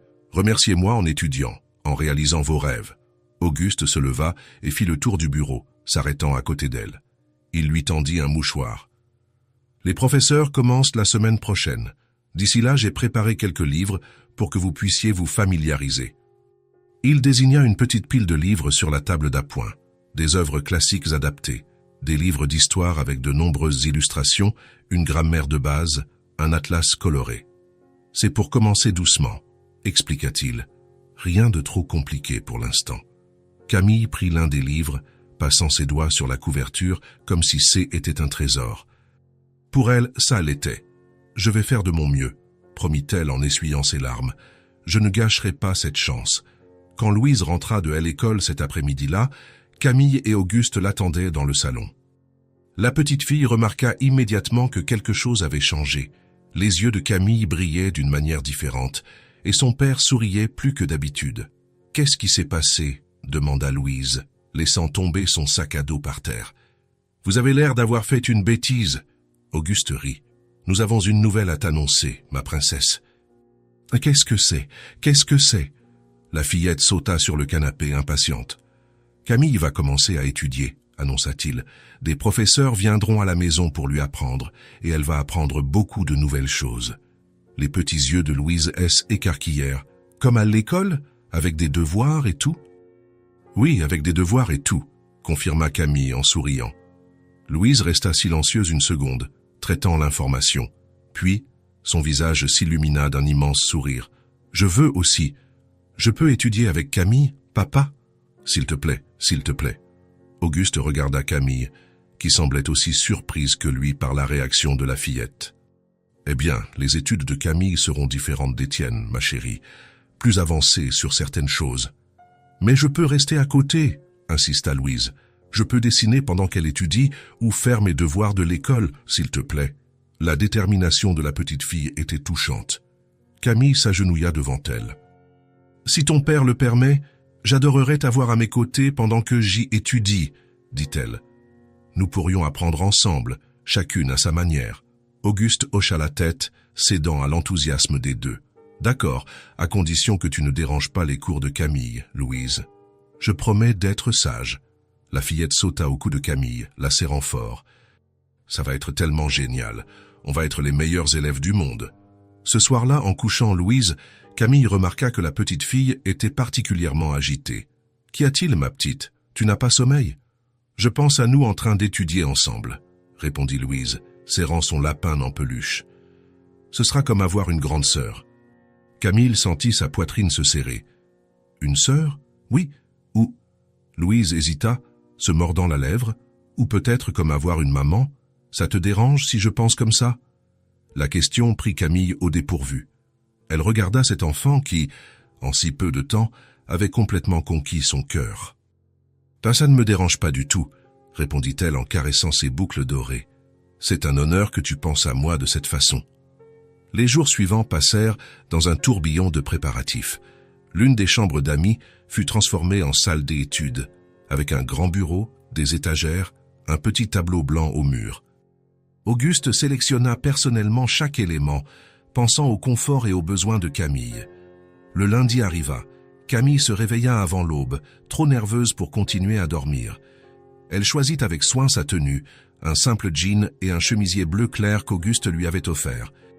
Elle attacha ses cheveux en une queue de cheval haute et non plus le chignon serré qu'elle portait à l'époque où elle était femme de ménage. Son premier professeur arriva à 9 heures précises. Un homme d'âge mûr, aux cheveux grisonnants et aux yeux bienveillants. C était un professeur de français et de littérature. « Mademoiselle Torres », la salua-t-il formellement. « C'est un plaisir de vous rencontrer. Je suis le professeur Martin. Le plaisir est pour moi, » répondit-elle, essayant de cacher sa nervosité. Comme promis, Louise s'assit dans un coin de la pièce avec ses propres livres et son matériel de dessin, étonnamment calme et sage. Le premier cours fut une évaluation diagnostique. Camille eut honte de ses lacunes, des erreurs de base qu'elle commettait, des mots qu'elle ne connaissait pas, mais le professeur était patient et gentil. « Vous avez des bases solides », commenta-t-il à la fin. « Votre mère devait être une excellente enseignante. Nous allons construire là-dessus. » Cet après-midi-là, quand Auguste rentra du travail, il trouva Camille penchée sur ses livres dans la salle d'études, totalement absorbée. Il l'observa un instant, remarquant comment elle se mordait la lèvre en signe de concentration, comment ses doigts traçaient les lignes sur le papier. « Comment s'est passée cette première journée ?» demanda-t-il enfin. Elle leva les yeux et son visage s'illumina d'un sourire. « Incroyable, difficile, stimulant, mais incroyable. Et toi, ma princesse ?» Auguste se tourna vers Louise, qui dessinait avec concentration. « Tu as été sage. J'ai été la meilleure assistante du monde, » déclara la fillette avec fierté. « Le professeur m'a même donné un autocollant étoile. Regarde. » Elle montra l'autocollant doré collé sur sa petite main. « Je suis fier de vous deux, » dit Auguste en souriant. Les semaines passèrent et la routine des études s'installa. Chaque matin, différents professeurs venaient, français, mathématiques, sciences, histoire, géographie. L'après-midi, Camille s'entraînait seule, faisant des exercices, lisant les livres recommandés. La transformation commença subtilement. D'abord, ce fut sa posture, le dos plus droit, le menton légèrement relevé. Puis, son regard, plus ferme, plus direct, sans l'ombre d'insécurité qui le dominait auparavant. En un mois, Camille ne semblait plus être la même personne.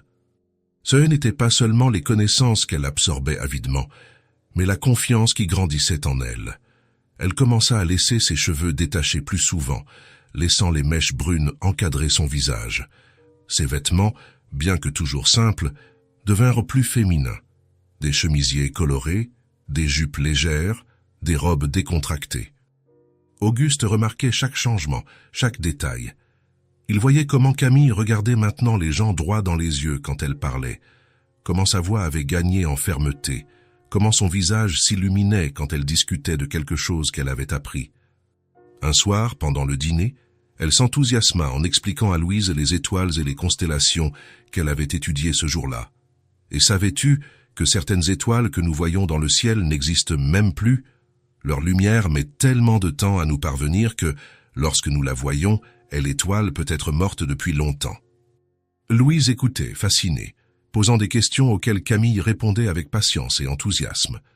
Auguste observait la scène, complètement charmé. C était comme si une fleur rare S épanouissait sous ses yeux. « Tu as changé », commenta-t-il plus tard, une fois Louise couchée. Camille rougit légèrement. « Changé comment ?»« Plus vivante, plus toi. » Elle sourit, un sourire qui illuminait tout son visage.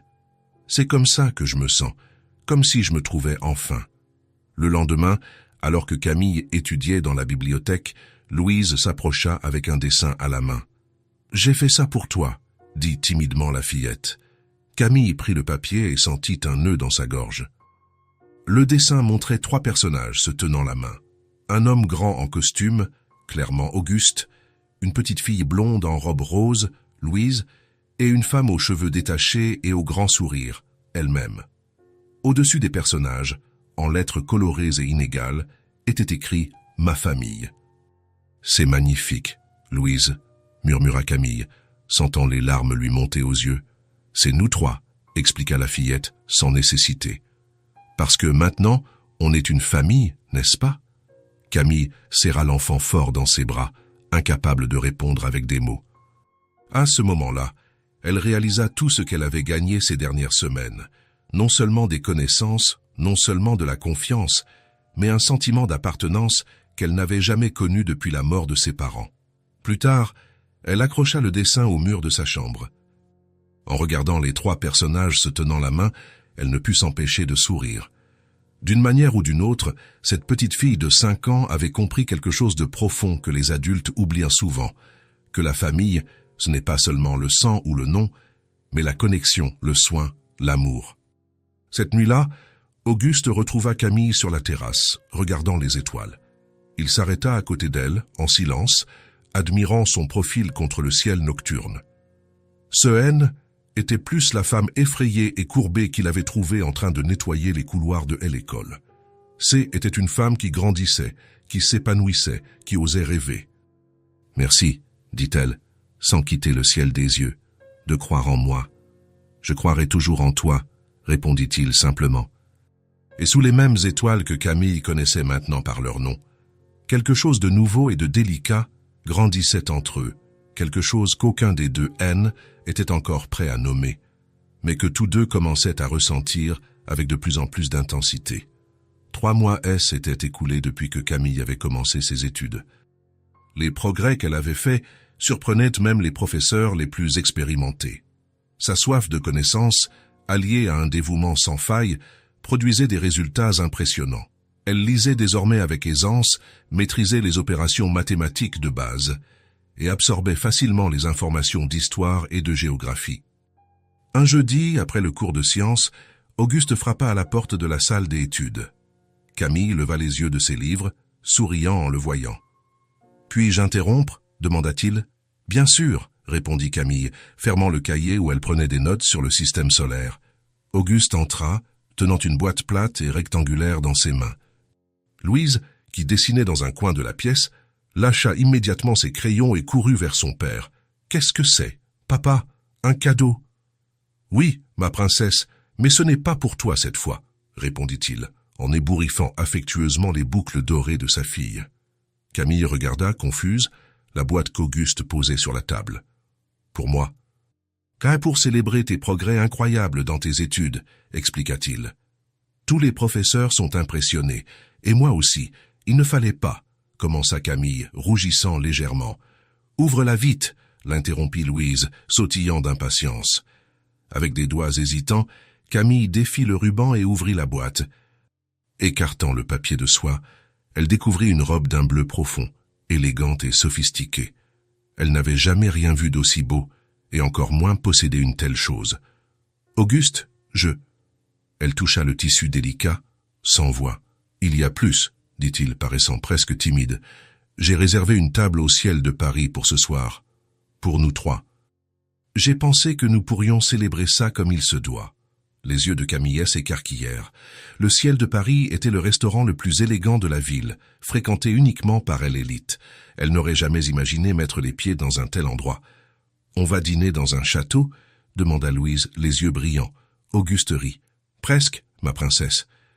C'est un restaurant très spécial, tout en haut d'un gratte-ciel. On peut voir toute la ville de là-haut. »« Et j'y vais aussi ?»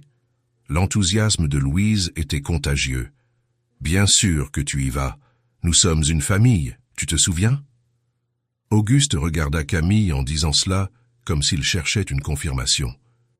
Elle hocha simplement la tête, toujours sans voix devant son geste. Un dîner élégant, une robe de soirée, une célébration pour ses études, cela semblait un rêve. « À 19h, dit Auguste en se dirigeant vers la porte. En sortant, il se retourna. « Ah, et il y a des chaussures et d'autres choses assorties dans ta chambre. » Cet après-midi-là passa dans un tourbillon de préparatifs. Camille prit un long bain, laissant l'eau chaude détendre ses muscles tendus par l'anxiété. Dans sa chambre, en plus de la robe, elle trouva une boîte de chaussures à talons, un petit sac de soirée élégant et même une trousse de maquillage. Elle n'avait jamais utilisé de maquillage autre qu'un simple rouge à lèvres. Avec des mains tremblantes, elle suivit les instructions d'un tutoriel rapide trouvé en ligne. Le résultat N était pas professionnel, mais il mettait subtilement en valeur ses yeux et ses lèvres. La robe lui allait comme un gant. Le tissu doux épousait ses formes avec élégance, sans être vulgaire. Elle se regarda dans le miroir et reconnut à peine la femme qui lui renvoyait son regard, confiante, belle, transformée. À 19h précises, elle prit une profonde inspiration et sortit de sa chambre. En haut de l'escalier, elle hésita. Elle pouvait entendre Auguste et Louise discuter dans le salon en bas. Avec un dernier soupir pour rassembler son courage, elle commença à descendre. Le son de ses talons sur le marbre attira leur attention. Auguste, élégant dans son costume sombre, se retourna pour la regarder. Les mots qu'il s'apprêtait à dire moururent sur ses lèvres. Camille descendait les escaliers comme au ralenti. La robe bleue mettait en valeur sa peau claire et ses cheveux bruns, maintenant lâchés en ondulations douces, qui encadraient son visage. Il y avait une grâce dans ses mouvements, une confiance subtile qui n'avait jamais été là auparavant. Louise fut la première à réagir. Ses petits yeux bleus écarquillèrent et elle applaudit de joie. « Camille, tu es une princesse !» s'exclama la fillette en courant à sa rencontre au pied de l'escalier, la plus belle de toutes. Auguste restait immobile, l'observant avec une expression que Camille ne pouvait déchiffrer. Était-ce de l'approbation? De la surprise? Quelque chose de plus? « Tu es, dit-il enfin, sa voix plus basse que d'habitude, tu es éblouissante. » Camille sentit son visage s'empourprer sous le compliment sincère. « Merci pour la robe. C'est la plus belle que j'ai jamais vue. »« Ce n'est pas la robe, » répondit-il en s'approchant. « C'est toi. » Dans la voiture, en route pour le restaurant, Louise ne cessait de parler de la façon dont il ressemblait à des personnages de ses contes de fées. Camille souriait, mais intérieurement elle était nerveuse. Comment serait-ce d'entrer dans un lieu si sophistiqué? Le ciel de Paris se trouvait au dernier étage de la tour Montparnasse. En entrant, ils furent accueillis par un maître d'hôtel élégant qui les conduisit à une table près des fenêtres, avec une vue panoramique sur les lumières de la ville. M. Rivière, c'est un plaisir de vous accueillir à nouveau, dit l'homme en tirant la chaise pour Camille, votre table préférée, comme demandé. Camille sentit les regards curieux des autres clients. Certains chuchotaient, d'autres observaient discrètement. Elle pouvait imaginer ce qu'ils pensaient. Qui était cette femme avec Auguste Rivière? Ne fais pas attention à eux, murmura Auguste, sentant son malaise. Ils admirent simplement ta beauté. Pendant le dîner, Camille remarqua un groupe de femmes à une table voisine. L'une d'elles lui semblait familière. C'était Madame Dubois, l'une des mères du lycée Saint-Georges qui l'avait humiliée ce jour fatidique.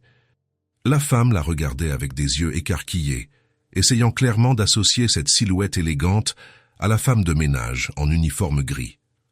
Lorsque leurs regards se croisèrent, Camille ne détourna pas le sien.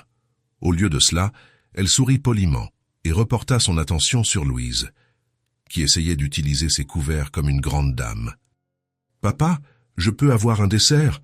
demanda la fillette après avoir fini son plat principal. « Bien sûr, ma princesse, c'est une soirée spéciale. » Tandis que Louise était distraite par sa glace, décorée comme un petit château de chocolat, Auguste se pencha vers Camille. « Tu remarques comment tout le monde te regarde ?» demanda-t-il à voix basse. « C'est étrange, » admit-elle. « Je suis habitué à être invisible. Tu n'as jamais été invisible pour moi. » Il prit sa main sur la table. « Pas après ce premier jour, quand j'ai vu comment tu traitais Louise. » Camille sentit la chaleur de sa main sur la sienne. C'était un geste simple, mais chargé de sens. « Tu sais, » continua Auguste, sa voix encore plus basse, « ce jour-là, à la fête, était une impulsion de te demander en mariage, mais était la meilleure décision de ma vie. » Le cœur de Camille s'accéléra. Il n'avait jamais reparlé de la demande en mariage depuis qu'elle avait emménagé. C'était comme un accord tacite entre eux, quelque chose pour un avenir indéfini. « Auguste, Laisse-moi finir, » demanda-t-il doucement. « Ces derniers mois, en te voyant t'épanouir, prendre soin de Louise, redonner vie à notre maison, j'ai réalisé quelque chose. » Il prit une profonde inspiration. « Tu es la femme que j'ai toujours rêvé d'avoir à mes côtés. Pas pour ton apparence, bien que tu sois absolument magnifique ce soir, mais pour qui tu es. » Des larmes menaçaient de couler des yeux de Camille. Elle serra la main d'Auguste, incapable de parler. « Je ne demande pas de réponse maintenant, » continua-t-il. « Je voulais juste que tu saches ce que je ressens. »« J'en ai déjà une réponse, » dit enfin Camille, la voix étranglée par elle émotion. « Depuis le premier jour où tu m'as traité comme une personne et non comme une femme de ménage, depuis que tu m'as fait confiance pour m'occuper de Louise, depuis que tu as cru en mon potentiel, » elle prit une profonde inspiration. « Je suis tombée amoureuse de toi, Auguste. Pas pour ton argent ou ce que tu peux me donner, mais pour l'homme que tu es. » Le monde autour d'eux semblait avoir disparu. À cet instant, il n'y avait que d'eux, connectés par quelque chose qui transcendait les circonstances qui les avaient réunis. « Regarde, papa. » La voix de Louise brisa le moment. « J'ai fini toute ma glace. » Auguste et Camille s'écartèrent, souriant à la fillette. Mais leurs mains restèrent unies sur la table, comme un symbole silencieux de la promesse qu'ils venèrent de se faire. Cette nuit-là, sous le ciel étoilé vu des fenêtres du ciel de Paris, la transformation de Camille s'acheva. Ce n'était pas seulement l'apparence ou l'éducation, c'était son cœur qui trouvait enfin un endroit qu'il pouvait appeler sien. Un endroit aux côtés d'Auguste et de Louise, non pas comme une intruse ou une invitée, mais comme une partie essentielle d'une famille. La journée s'annonçait parfaite, comme si le ciel lui-même conspirait pour bénir leur union. Des rayons de soleil doré traversaient les fenêtres de la suite où Camille se préparait, créant un jeu de lumière et d'ombre sur la robe blanche qui reposait sur le lit. 6 mois s'étaient écoulés depuis le dîner au ciel de Paris, un temps suffisant pour préparer une cérémonie qui, bien que non grandiose, serait inoubliable. Auguste avait insisté pour respecter le désir de Camille d'avoir quelque chose d'intime et de significatif, avec seulement des amis proches et les personnes qui comptèrent vraiment. « Tu es nerveuse ?» demanda Hélène, la gouvernante, qui l'aidait avec les derniers détails. Camille prit une profonde inspiration, observant son reflet dans le miroir. Un peu, on dirait un rêve. Ses cheveux étaient coiffés en un chignon élégant, avec quelques mèches lâches encadrant son visage. Le maquillage, doux mais précis, mettait en valeur ses yeux et ses lèvres. Il était difficile de croire à la transformation qu'elle avait vécue ces derniers mois, non seulement physique, mais intérieure. Un léger coup à la porte interrompit ses pensées. C'était Louise, déjà habillée en demoiselle d'honneur, un petit ange dans sa robe rose claire. « Camille, je peux entrer ?» Sa petite voix excitée traversa la porte. « Bien sûr, ma chérie. » La fillette entra en courant, s'arrêtant brusquement en voyant Camille. Ses petits yeux bleus s'écarquillèrent d'admiration. « Tu es plus belle que toutes les princesses réunies. » s'exclama-t-elle, s'approchant avec précaution pour ne pas froisser sa propre robe. Camille se pencha pour la serrer dans ses bras. « Et toi, tu es la plus belle demoiselle d'honneur du monde. Papa est nerveux, » confia Louise avec sérieux. Il n'arrête pas de rajuster sa cravate et de faire les 100 pas. Cela fit sourire Camille. Imaginez Auguste, toujours si maître de lui, agir nerveusement comme n'importe quel marié, lui apporta une vague de tendresse.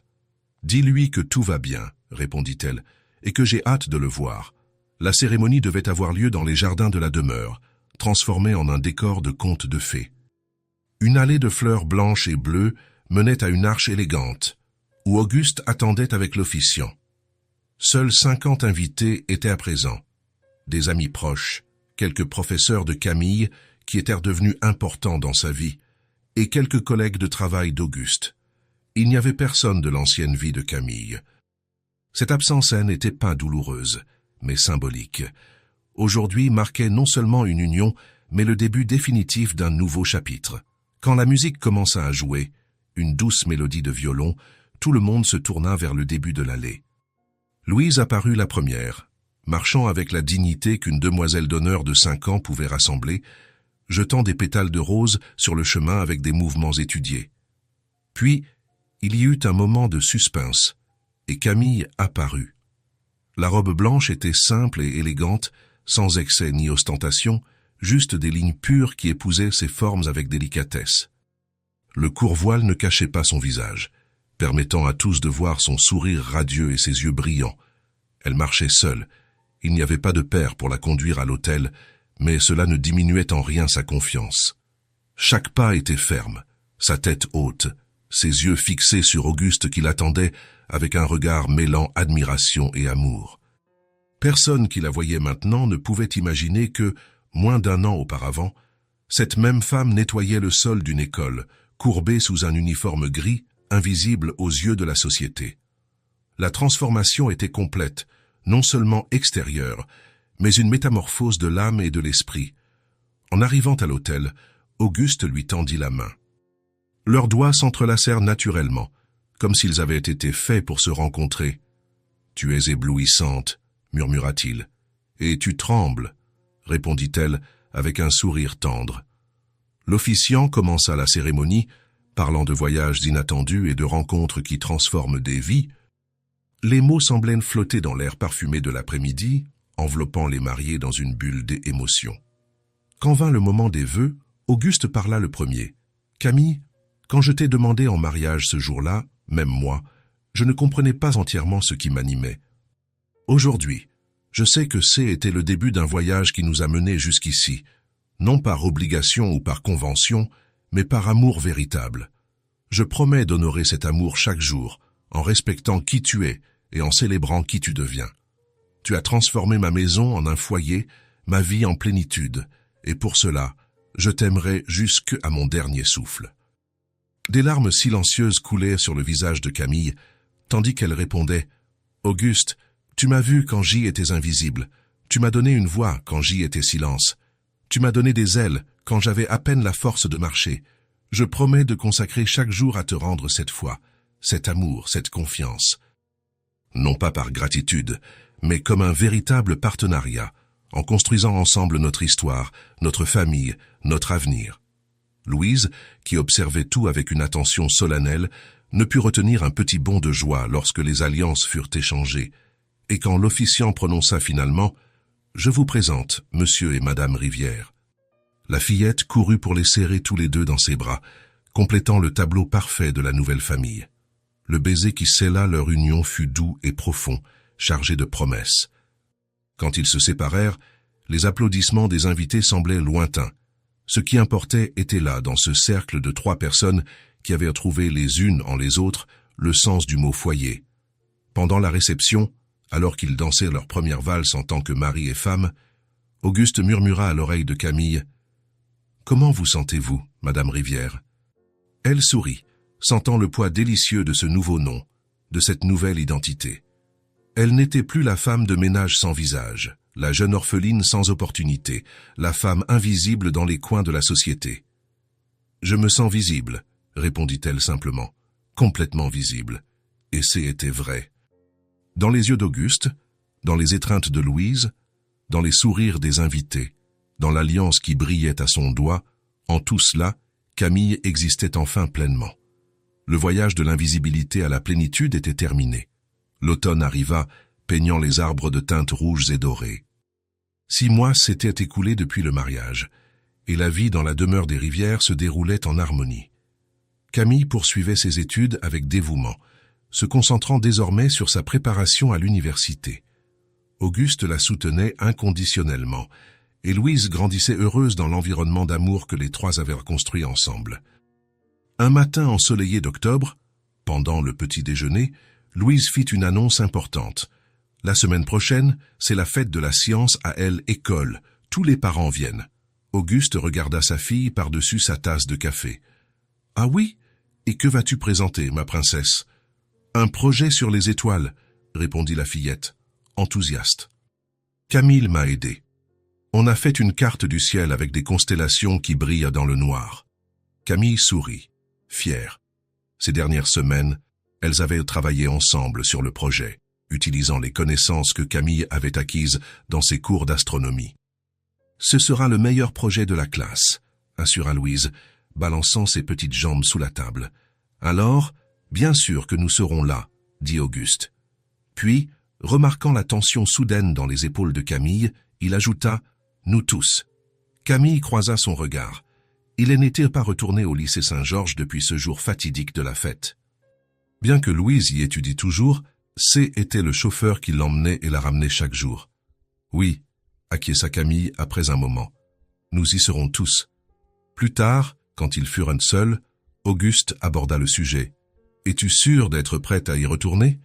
Nous pouvons trouver une excuse. » Camille secoua la tête. « Non, il est temps de boucler la boucle. De plus, c'est important pour Louise que nous soyons là en tant que famille. » Auguste l'admira un instant. « Tu sais ce qui m'impressionne le plus chez toi ? Ta capacité à transformer des expériences douloureuses en force. » Camille entrelaça ses doigts dans les siens. « C'est peut-être parce que j'ai enfin quelque chose pour quoi être forte. » En la semaine suivante, le jour de la fête de la science arriva. Camille choisit sa tenue avec soin, une élégante robe bleu clair, les cheveux lâchés en douces ondulations, un maquillage léger qui rehaussait sa beauté naturelle.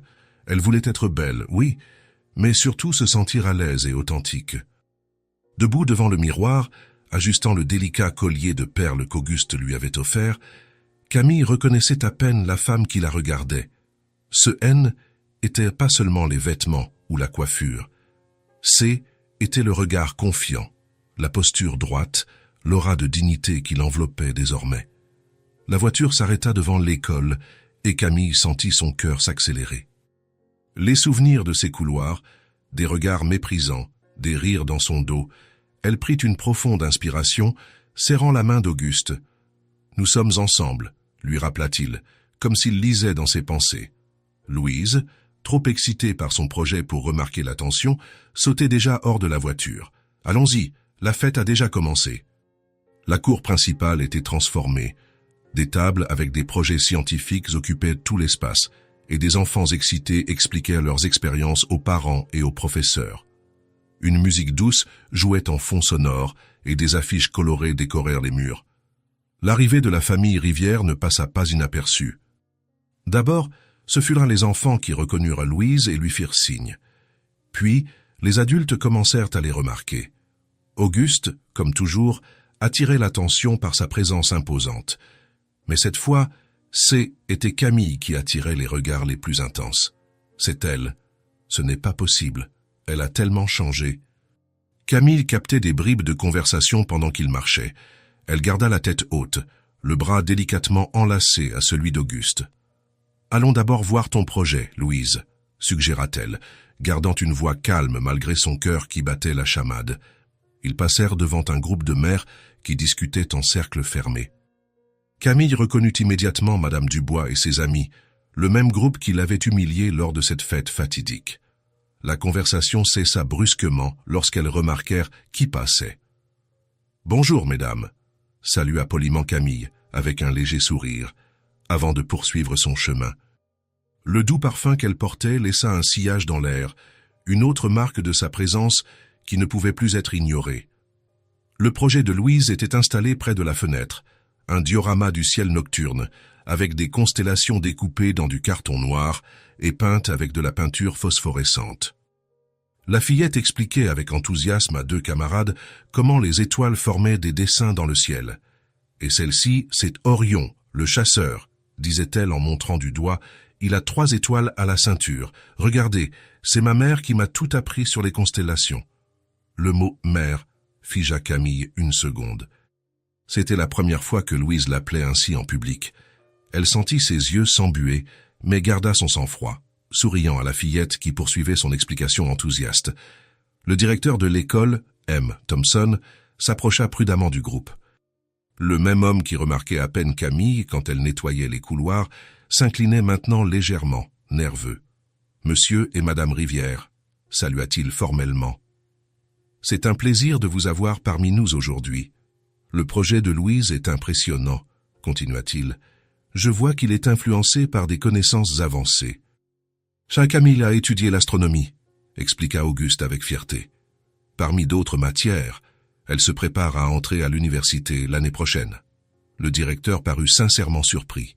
« C'est admirable. »« Félicitations, Madame Rivière. »« Merci, » répondit simplement Camille. « Elle, éducation a toujours été mon rêve.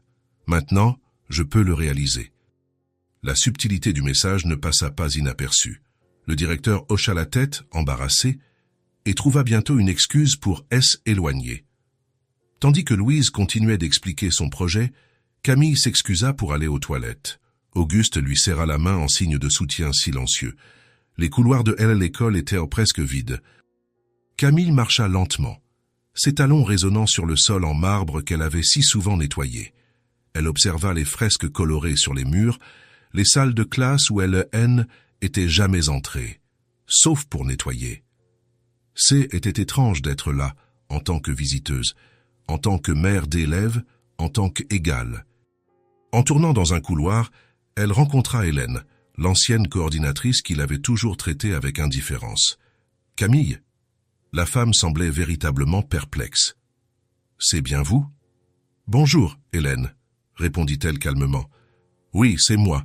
Vous avez changé. » Les yeux de la femme parcouraient sa robe élégante, ses cheveux brillants, sa posture confiante. Camille sourit. « La vie change, n'est-ce pas ?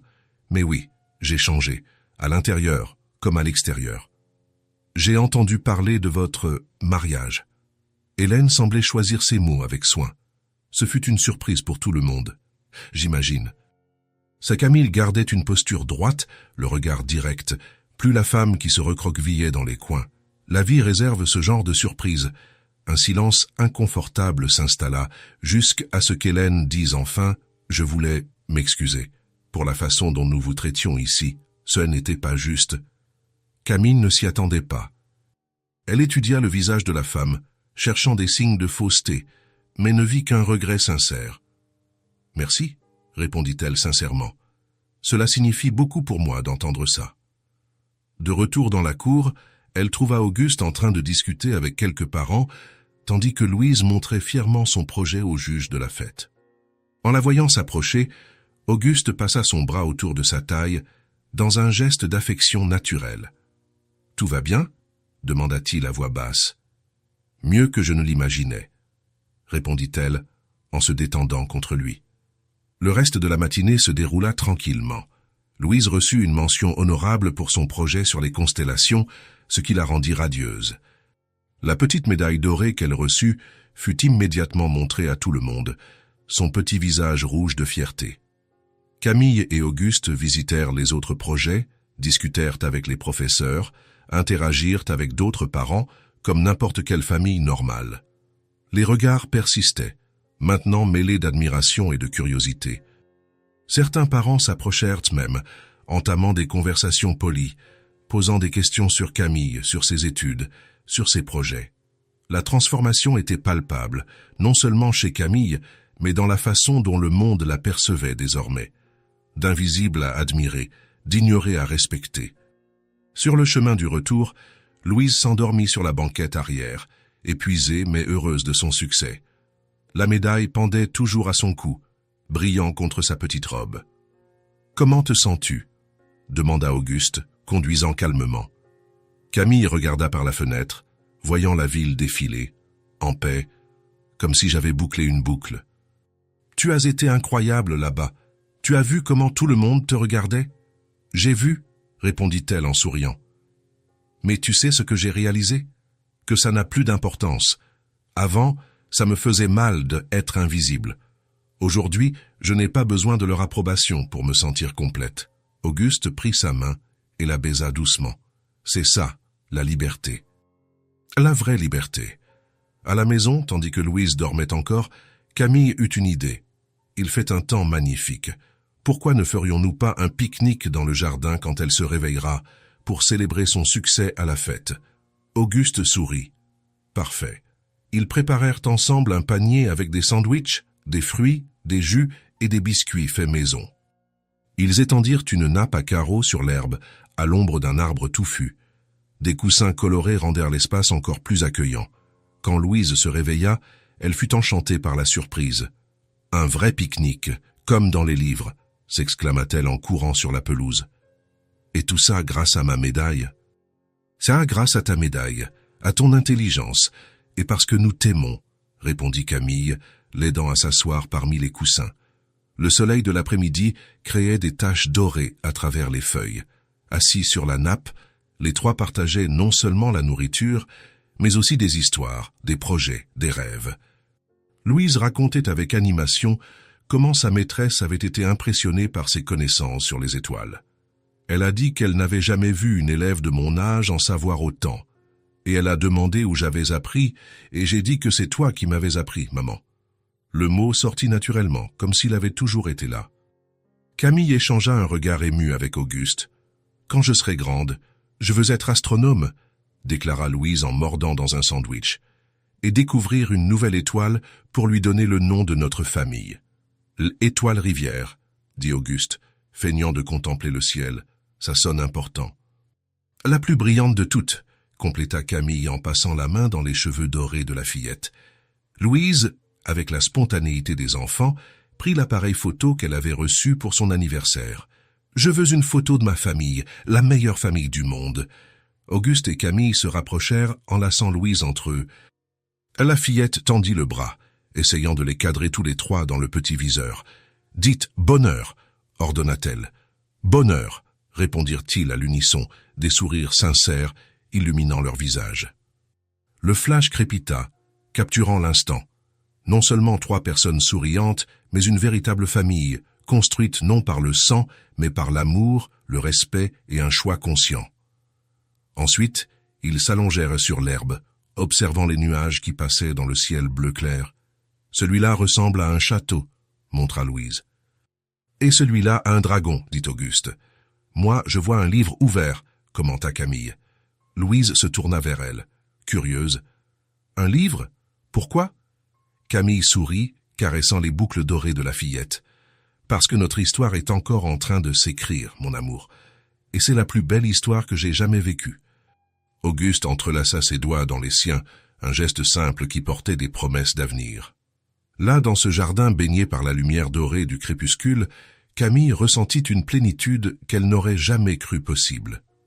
De la jeune orpheline à la femme de ménage invisible, et maintenant à la femme accomplie, son parcours avait été improbable, parfois douloureux, mais incroyablement gratifiant. « À quoi penses-tu » demanda Auguste, remarquant son regard lointain. « Aux méandres de la vie » répondit-elle.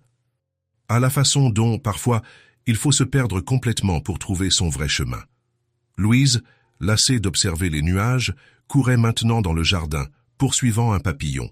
Ses rires cristallins emplissaient l'air comme de la musique. « Tu as apporté la vie dans cette maison, » m'a dit Auguste en regardant sa fille, « pour nous. Avant, nous n'étions que 2 personnes vivant sous le même toit. Maintenant, nous sommes une vraie famille. Et vous m'avez donné un foyer, répondit Camille. Pas seulement un toit, mais un endroit où je peux être moi-même, où je peux grandir, rêver, aimer. Au loin, Louise leur fit signe, les appelant pour voir quelque chose qu'elle avait découvert. Ils se levèrent et marchèrent, main dans la main, jusqu'à elle. La fillette montrait un petit nid dans un buisson, où 3 oisillons bleus se blottissaient les uns contre les autres. « Une famille d'oiseaux !» s'exclama-t-elle, « exactement comme la nôtre. » Camille sentit ses yeux s'embuer. « Oui, exactement comme la leur. Une famille construite par le destin, par le hasard, par l'amour. Une famille qui, contre toute attente, avait trouvé son chemin vers le bonheur. » Auguste les serra toutes les 2 dans ses bras, formant un cercle parfait d'affection. La lumière dorée de la fin de journée les baignait, créant une aura presque magique autour d'eux. « On a réussi, n'est-ce pas ?» murmura-t-il à l'oreille de Camille. Elle hocha la tête, les mots étant inutiles à ce moment de pure connexion. La femme de ménage invisible avait disparu pour toujours. À sa place se trouvait Camille Rivière, épouse, mère, étudiante, rêveuse. Une femme qui occupait enfin sa place dans le monde, la tête haute, le cœur ouvert, l'âme comblée. Entre rires et étreintes, sous le ciel qui commençait à se teinter d'orange, la famille Rivière célébrait non seulement une journée parfaite, mais le voyage extraordinaire qui les avait unis. Et Camille, observant les 2 êtres qui avaient transformé sa vie, le savait avec une certitude absolue. Enfin, elle était rentrée à la maison. Si cette histoire vous a touché le cœur, abonnez-vous à la chaîne et activez la cloche de notification pour ne pas manquer les prochaines. Laissez un j'aime, car cela aide à recommander cette histoire à davantage de personnes. À la prochaine histoire.